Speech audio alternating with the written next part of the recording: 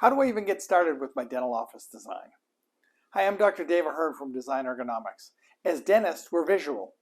We have a picture in our minds of what we want our office to look like, or a dream of what we hope that someday it could be. But that's actually not the way to start the process of planning to achieve that practice. To do that, you need to start on some much more boring and practical things first, and then work to determine what's necessary to meet your dreams. That may even mean that you can't build the entire dream now. That's okay, but you need a plan.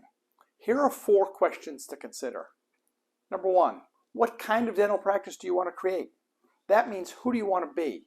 Are you creating a place to make a living because you think that certain kind of practice is a great business plan? Or do you have a specific vision for the kind of work that you want to do? These can be very different practices. 2, do you know of any location, town, or neighborhood where you think you can do this kind of work? If not, how will you figure that out? To get you started with thinking about this, take a look at the notes I've left in the YouTube video description. There are some links to resources that will help you start thinking about site selection. Number 3, how many treatment rooms will you need to accomplish your goal? Do you know how to calculate this? Are you guessing? You really should minimize the guessing. That's risky. We can help you with that. We've added a link to our construction cost calculator in the video description. It's a great resource that helps you organize the various costs of a project based on operatory count. You just pick how many operatories you want, whether you want to rent or own, and some basic cost and loan information. Then we can tell you how much per month the project will cost and what your cash flow needs will be at opening. Remember, if this is a new practice, you'll probably be losing money at first. The magic is to minimize that, yet not stifle the growth. And the 4th and final question, what size space will you need to design an office that will support this practice vision? Once these basic questions are addressed, then you'll actually get to work on designing. Again, we can walk you through these big decisions, and we're happy to talk to you at absolutely no cost. We've done this thousands of times.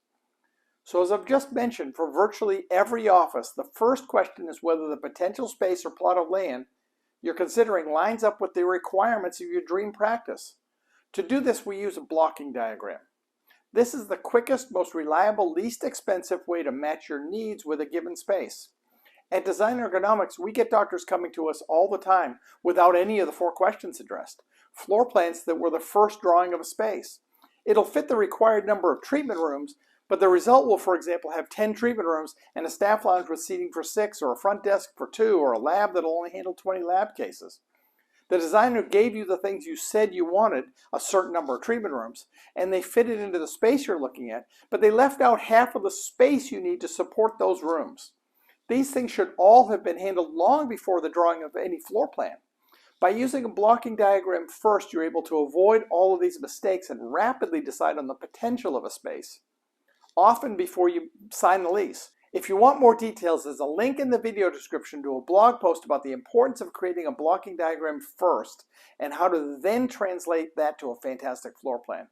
Please don't forget to subscribe to our YouTube channel and make sure to click on the bell icon to turn on notifications so you know when we post new video updates, which is pretty often.